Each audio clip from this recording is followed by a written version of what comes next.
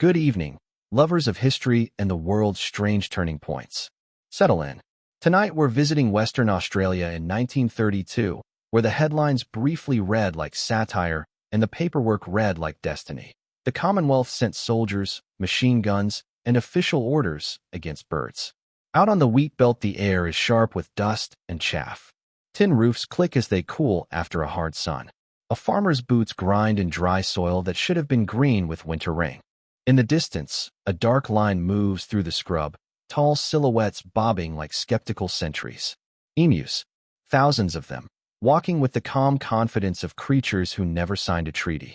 The Great Depression is the real weather here. Prices have collapsed, debts don't. Returned soldiers have been given small blocks of land and big expectations. They plow, seed, pray, and count pennies. When the crops finally begin to stand, the emus arrive, migrating inland after breeding, drawn to grain and the precious water points built by humans. The fences are thin arguments against a continent. In Perth, behind desks that smell of ink and tobacco, officials feel a different pressure. Ministerial letters pile up. Reporters sniff a story. One senior figure, Defense Minister Sir George Pearce, privately worries about looking weak to angry rural voters, yet fears the ridicule of using the army for farm pests. If we do nothing, they'll say we abandoned the settlers, he can imagine. If we act, they'll say we've lost our minds. And so a decision is made that only makes sense in a world where drought, debt, and pride all tighten at once. The orders are typed. Ammunition is counted. In a depot, brass cartridges clink into wooden boxes. A Lewis gun is oiled until it smells faintly sweet and metallic. A small detachment is put on a train toward a place called Campion, where the night stations are lit by a single lamp and the platform boards creak under tired feet. The birds are already there, waiting in the paddocks like a moving question, and the government is about to answer it with gunfire. Campion is not a town so much as a pause in the landscape. Rail siding, a few weathered buildings, and miles of wheat and scrub stitched together by hope and wire. Morning arrives with flies and the smell of damp hessian sacks. In a corrugated iron shed, men mend fencing with pliers that bite and slip. Outside, a windmill squeals as it drags water up from deep limestone. This region was pushed into production fast. After the First World War, schemes encouraged veterans to become farmers. The promise was simple: land for service. The reality is blistered hands, unpredictable rain, and loans that do not forgive. By 1932, many are behind on payments, and every new cost, seed, fuel, repairs, feels like a personal verdict. Emus are not new here. They've always been part of the interior's rhythm, breeding in the south, then moving inland in large groups when the season turns. But in the Wheatbelt, human improvements have quietly rewritten the map. Dams, troughs, and cleared paddocks create an easy corridor, food and water laid out like a buffet for a long-legged opportunist. A fence that stops sheep becomes, for an emu, a suggestion. They push, they lean, they find the weak post, and then the rest follow, tearing holes wide enough for a stampede. In the local hall, where the air tastes of tea and kerosene lamps, farmers argue about what to do. One worries about pride. I fought for this country, he thinks, watching grain spill through his fingers, and now I can't even defend a paddock. Another worries about shame. To ask Perth for help feels like admitting failure. Yet the crop losses are real, and the season will not wait for dignity. Letters go out, polite at the top, desperate in the middle. The request is specific: guns. Not because anyone enjoys the idea, but because the math of survival is narrowing. Soon, in an office far away, those letters will be turned into an operation order. And when paper becomes policy, the Wheatbelt will hear a different kind of sound at dawn. The Army's force is small enough to fit into a single photograph. Major G. P. W. Meredith of the Royal Australian Artillery arrives with 2 soldiers, 2 Lewis machine guns, and roughly 10,000 rounds of ammunition. The gear is real, the target is strange. The Lewis gun, pan magazine on top, barrel shroud with cooling fins, belongs in trenches and training fields, not beside wheat stacks and chicken coops. At the rail stop, steam hisses as the train brakes. Boots hit gravel.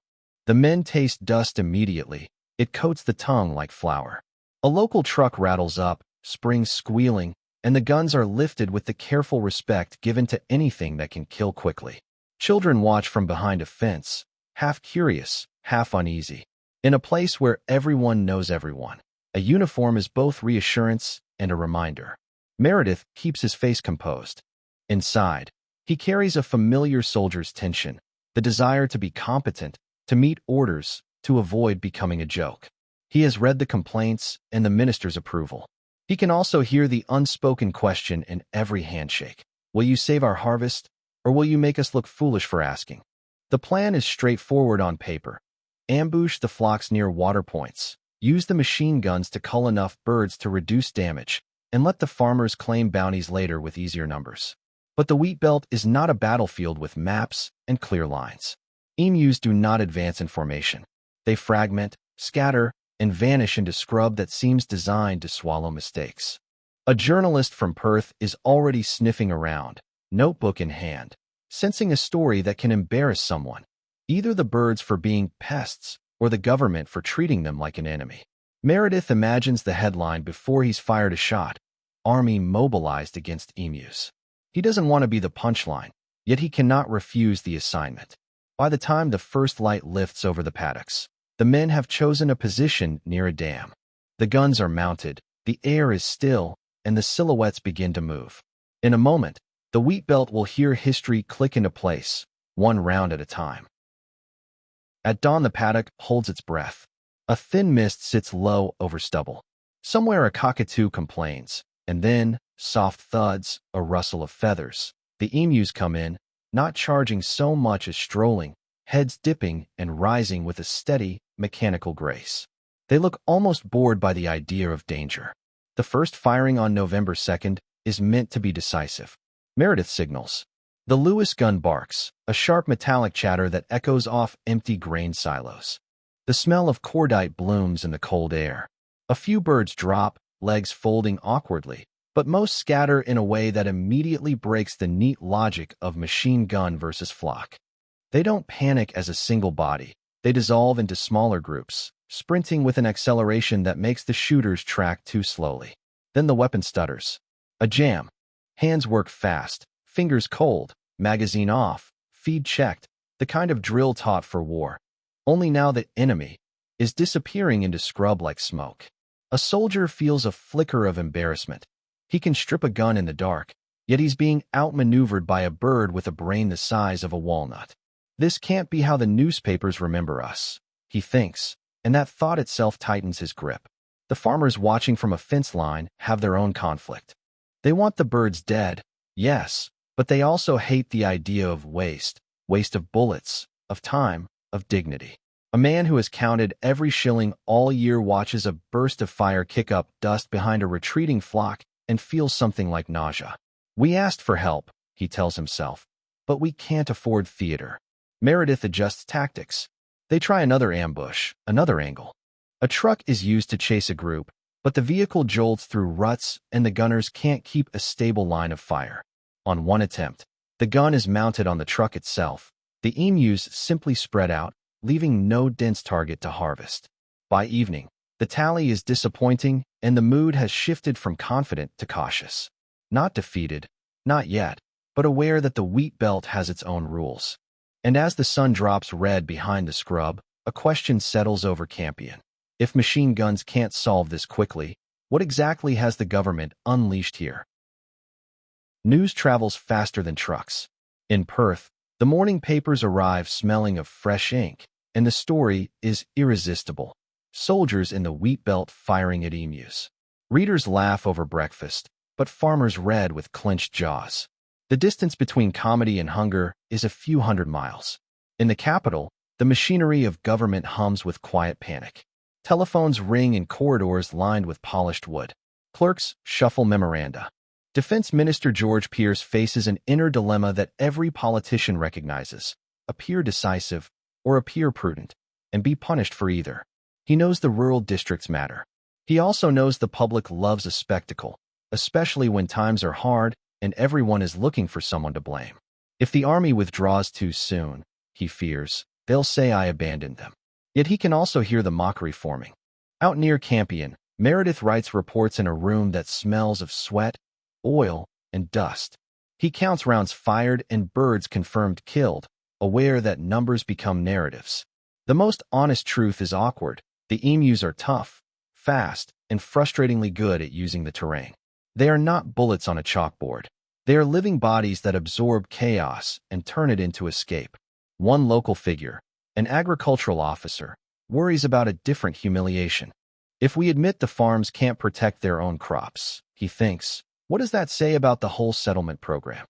The Wheatbelt is not just a food source. It is a political promise made to men who served. To fail them is to admit the promise was underfunded, rushed, maybe naive. So the operation does not end. It shifts. Orders are tweaked. Expectations are lowered in language, but not in the hunger behind it. The press continues to visit, smelling drama.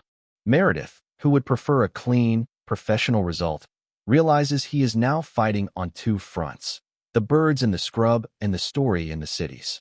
In the next days, the detachment will try new positions, new timings, new tricks. And the emus, silent, unbothered by headlines, will offer their own reply, written in footprints across the paddocks. Heat returns by mid-morning, and with it the flies, persistent, indifferent, landing on lips and eyelids as if the human face is just another surface. The men lie low near a waterhole, the Lewis gun's metal warm under a cloth. Every sound is amplified: a distant windmill, the click of a safety catch, the faint slosh of water in a drum.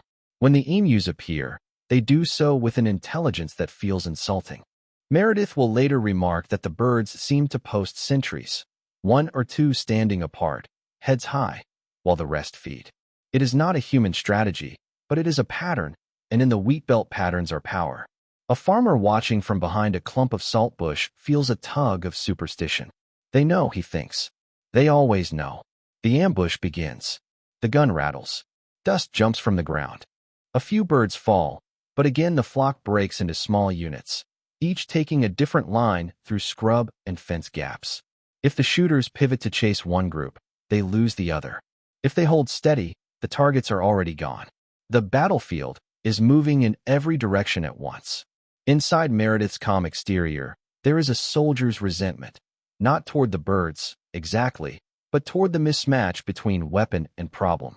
He can feel the weight of expectation pressing from Perth, from the farmers, from the press. This is not a war, he tells himself, but it will be judged like one. He wants a clear win, a report that reads like competence, not comedy. They experiment. They try to funnel emus toward fences. They coordinate with farmers to drive birds toward the gun.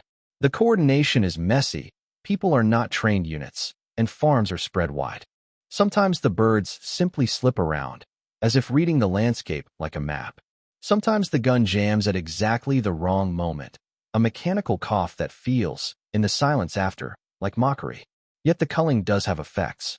Smaller flocks mean fewer birds in any single paddock, and a handful of farmers see immediate relief. Hope is a fragile thing here, but it appears in small signs.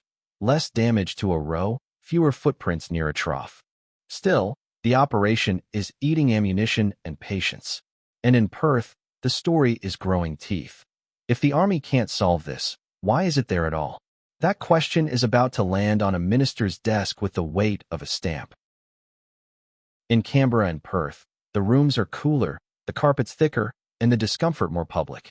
In a parliamentary chamber, men in suits sit beneath high ceilings while papers whisper in their hands. The language is formal, but the mood is not. Someone raises the matter of the Emu campaign, and a ripple of amusement passes through the benches like a draft. Laughter in government is not harmless. It signals who will be sacrificed if the joke turns sharp. Pierce hears it as a threat. He is an experienced politician and a former defense minister more than once. He understands that ridicule can become policy. The inner conflict is blunt: protect the department's reputation or protect the settlers' faith in government. If this becomes farce, he worries, it will cling to everything we do. Yet rural members and farmer groups keep pressing. Crop losses do not pause because city newspapers smile. Back in Campion, rain can arrive suddenly, turning dust to slick mud. The truck skids on wet clay. The men huddle under canvas that smells of damp wool and machine oil. Meredith reads telegraphed instructions that feel cooler than the night air. The first phase of the operation is halted after only days, partly because of weather, partly because the political temperature is climbing. For the farmers, the pause feels like betrayal. One returned soldier-turned-farmer stands in a doorway watching emus pick their way through his crop, and he feels an old bitterness rise. They sent us to fight overseas, he thinks, and now they can't even keep a promise at home. He writes again, more forcefully, knowing he is now asking the state to choose between laughter and livelihood. The pressure works. Within a week, the army is ordered back. The paperwork is careful, no grand declarations, just a quiet recommencement. A second phase begins in mid-November, less advertised, more practical. The government hopes to avoid another public performance. The farmers hope for results. Meredith hopes, above all, to end this with something that can be defended on a report. But the emus haven't stopped migrating. They keep arriving in new waves, and each wave brings the same lesson. The continent is larger than any minister's patience. The next engagements will be quieter, and therefore, in some ways, more revealing. Away from the firing line, another kind of machinery grinds on: administration. In a small office, a clerk's fingers are blackened with ink. Forms are stacked in neat towers. A jar of tea sits cooling beside a ruler used to align signatures. Here, the Emu War is not noise and dust. It is columns, receipts, and proof. Western Australia already has a bounty system for vermin, and emus can be added to that logic. Kill a bird, present evidence, often the scalp, and receive payment. It is a cold arrangement, but the depression turns coldness into routine. At a farmhouse kitchen table, a woman rinses feathers from a sack, the smell of blood and wet grain mixing with boiled vegetables, and she thinks, not of politics, but of school shoes for the children. Meredith's detachment continues to fire when it can, but the campaign is increasingly about supporting farmers rather than replacing them. Machine guns are dramatic, bounties are durable. A farmer who once felt ashamed to ask for help now feels a different embarrassment: the need to turn dead birds into paperwork, to translate labor and violence into coins. The system has its own temptations. A local official worries about fraud, the urge to claim twice, to stretch the truth, to make the numbers look better than they are. If we lose control of the bounty, he thinks, we'll be paying for stories, not birds. Meanwhile, a farmer worries about a different kind of control. If the government can decide which pests deserve money, he thinks, they can decide what my work is worth. Even in the Wheatbelt, power is felt in tiny decisions. Out in the fields, the emus keep testing fences, finding gaps, moving on. The landscape is noisy with small signs: posts knocked loose, grain heads snapped, tracks around water. The birds are not villains. They are hungry migrants following a route older than the rail line. Human settlement has laid food along that route, and now the route fights back. The second phase drags through late November. Shots are fired, reports are filed, and the hoped-for decisive moment never arrives. Instead, the story becomes what most history truly is: a compromise between what people want and what reality allows. And just as the campaign begins to feel like background noise, one last push is ordered, because December is coming, and someone in an office needs an ending. By early December, the wheat is taller and the days are longer. The light has a hard edge. It bleaches color from the paddocks and turns metal too hot to touch without a glove. Meredith's men move with the weary economy of people who have learned that enthusiasm is expensive.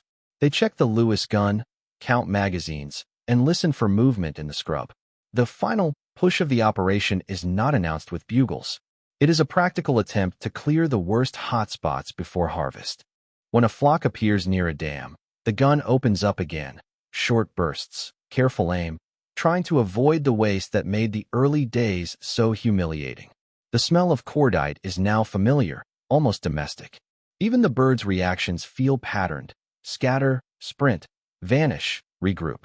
Reports later suggest roughly 10,000 rounds fired across the whole campaign. The number of confirmed kills is far smaller, often estimated around 1,000, though exact counts are slippery because injured birds can run far before falling, and farmers' claims are shaped by need. What is certain is the mismatch, thousands of bullets, and still the migration continues. Meredith, writing his final assessment, tries to balance honesty with dignity. There is a line often attributed to him, half admiration, half exasperation, about wishing for a military division as tough as these birds. Whether or not he said it exactly, the sentiment fits the mood. The emus absorb punishment and keep moving. Their bodies are built for endurance. Their lives are built around movement. The army's strength is firepower, but firepower alone cannot pin down a dispersed, fast target on open land. On December 10, 1932, the military part of the campaign is ended. The detachment packs up. The truck groans under the weight of gear that has done its job imperfectly. In the quiet after, the Wheatbelt hears normal sounds again. Wind in dry grass, a distant dog, a gate swinging on a tired hinge. For a moment, it looks like the story will close here, filed away as an odd footnote. But a footnote can become a symbol, and symbols have a way of traveling further than emus. The newspapers will keep printing, and the lesson will keep unfolding. If you want to feel how an event becomes legend, step into a newspaper office in the 1930s. The room is warm from machinery. Typewriters clack like rain on tin. Cigarette smoke hangs in a low ceiling, and the editor's desk is a battlefield of papers, mugs, and half-heard jokes. Here, a minor rural operation can be reshaped into a national parable by lunchtime. The Emu campaign offers everything an editor loves: a simple contrast, a whiff of official embarrassment, and an ending that can be framed as defeat. Who doesn't enjoy the mighty state being humbled? An editor thinks, even as he worries about libel and ministers who hold advertising budgets. He sharpens the angle anyway. The public, pinched by depression worries, welcomes a strange, harmless diversion, something to laugh at that is not their own bank account. In government, that laughter registers as danger. Pierce and his colleagues want the settlers supported, but they also want the Defense Department to look serious. Quietly, the policy shifts. No more uniformed war against birds. Support can come in other forms: continued bounties, encouragement of better fencing, and practical advice from agricultural offices. It is not as dramatic as machine guns, but it is harder for a headline to mock. Out in the wheat belt, the consequences are tangible. Farmers begin to pool money and labor for stronger barriers, taller fences, tighter wire, the slow, unglamorous engineering that actually changes outcomes. A man stands in the heat, hammering a post until his hands sting, and he feels an old conflict settle into a new shape. I wanted someone else to fix this, he admits to himself. Now I have to build the fix. The turning point is subtle but irreversible. The state stops trying to win with spectacle and starts trying to manage with systems.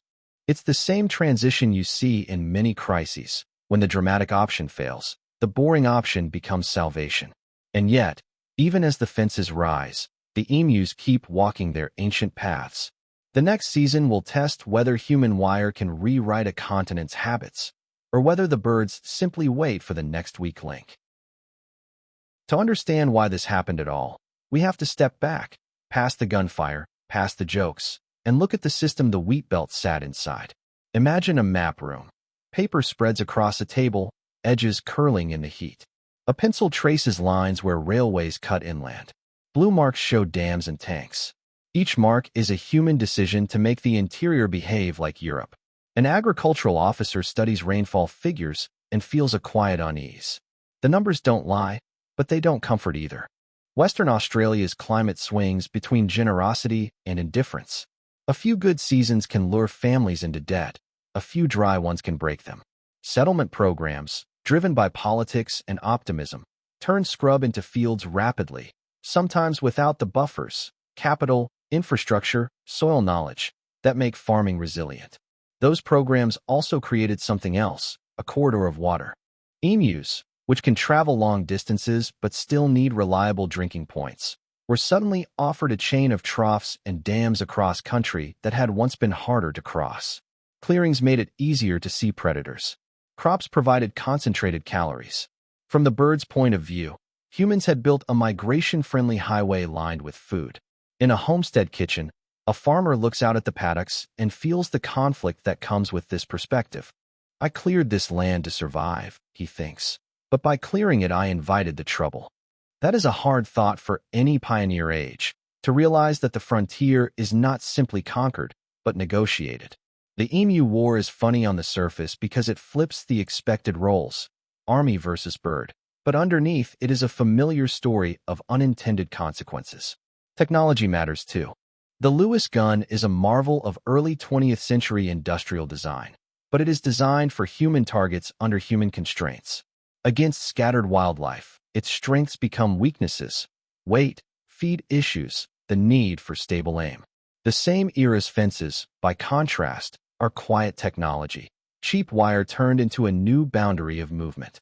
The winning tool, as it often is in history, is not the loudest one but the one that reshapes routine. This is why the Emu campaign echoes. It is a small case study in how states try to impose order on nature, and how nature responds with simple persistence. And persistence, as the Wheatbelt will learn again, is not owned by humans alone. Names matter. Somewhere between a farmer's complaint and a columnist's punchline, the episode acquires a title: The Emu War. It is not an official designation, it is a frame. Once you call it a war, you invite comparisons: victory, defeat, commanders, strategy. You turn pest control into theater, and theater is hard to unmake. In a radio studio, a man clears his throat and leans toward a microphone. The room smells of hot valves and varnished wood. Outside the window, the city hums as usual, but inside there is a manufactured intimacy. The voice that enters living rooms, the voice that makes distant events feel immediate. The announcer delivers the story with a gentle chuckle, knowing his audience likes novelty in troubling times. He is not cruel, he is doing his job. Still, every amused pause adds a layer of legend. A government press officer reads the coverage and feels his own tug of war. If we correct them, we keep the story alive, he thinks. If we ignore them, we look guilty. He drafts a statement that says little and suggests competence. This is the language of institutions: careful, passive, designed to reduce heat. But careful language cannot compete with a picture in the public mind: soldiers aiming at birds in a field. In the Wheatbelt, the label lands differently. Some farmers resent it. To them it was never a joke, it was bread. Others, exhausted by years of struggle, find a strange relief in laughing. A woman at a community gathering hears the phrase, "Emu War," and smiles despite herself, then feels guilty for smiling. If we can't laugh, she thinks, we'll drown in the worry. This is how history becomes cultural memory, not only through facts, but through the mood that facts are carried in. The real operation ends in December 1932, yet the story begins its longer life afterward, detached from its dry soil and wet telegrams, floating in newspapers and dinner conversations. And as the name spreads, it does something unexpected. It invites people, decades later, to look back at the Wheatbelt and ask what the joke was hiding. That question is the next door opening.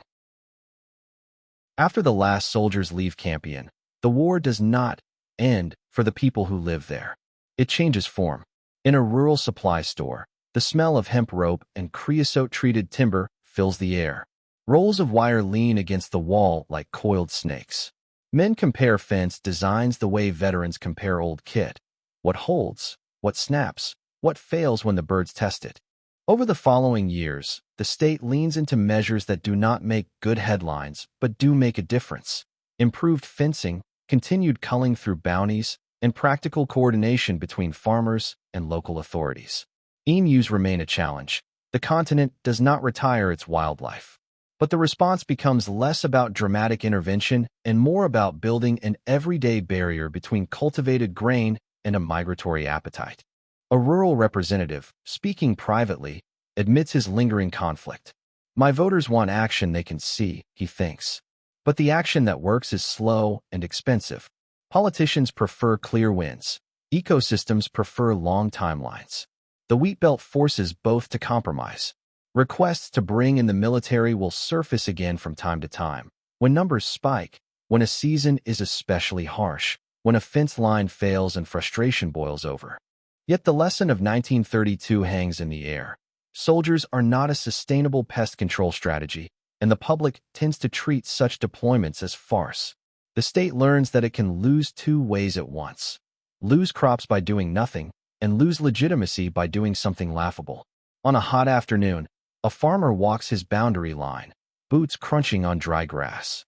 He runs a hand along tightened wire and feels the odd truth of the episode. The battle was never really between men and birds, but between fragile human plans and stubborn environmental reality. The fence is not a trophy. It is a truce. And as the Wheatbelt settles into that truce, the Emu War begins to slip from current event into story. Soon, it will be told not by participants, but by grandchildren, and by broadcasters like me, in the quiet hours when strange histories feel closest. Decades later, you can feel the Emu War most clearly in the places where memory is stored. In a small museum, the air is cool and a little dusty, the way old paper insists. A black and white photograph shows soldiers in hats beside a machine gun, the landscape behind them flat and bright. Nearby, a caption tries to be polite: an operation, a campaign, a response to agricultural concerns. Yet visitors smile anyway, because the mind cannot resist the absurd outline of the thing. A curator watches those smiles and feels a gentle conflict of his own. If they only laugh, he thinks, they'll miss what it cost. The cost was not mass casualties, of course, but something more ordinary and therefore more common. Lost crops, months of stress, the slow grinding of debt, the sting of being mocked while you struggle to feed a family. The episode became funny because it was safe to laugh at. No one's empire fell, no city burned. But for the Wheatbelt, it was a crisis in miniature. That tension between laughter and empathy is part of why the story survives. It allows people to approach hard themes through a side door: how governments respond to pressure, how media frames reality, how technology can be misapplied, how humans reshape environments and are surprised when the environment answers back. In that sense, the Emu War is not unique. It is simply unusually honest about the gap between intention and outcome. Listen closely to the language that followed. Officials avoided admitting defeat, but they did shift to strategies that worked. The public enjoyed the joke, but it also absorbed a quiet truth: not every problem yields to force. Sometimes the effective response is dull: wire, maintenance, payments, record-keeping. History, when you look at it, is often the triumph of boring persistence over dramatic gestures. And this is where the story begins to point forward, beyond 1932. Because once you've seen a government deploy symbols instead of solutions, you start noticing it everywhere. The Emu War leaves you with a sharpened eye, one that the next chapter, in a way, will turn back on us. Now, late at night, the Wheatbelt itself is quiet. If you stand on a track outside the old farming districts, you can hear the small sounds that never make it into archives. Insects ticking in the grass, a distant train horn, the soft scrape of wind on wire.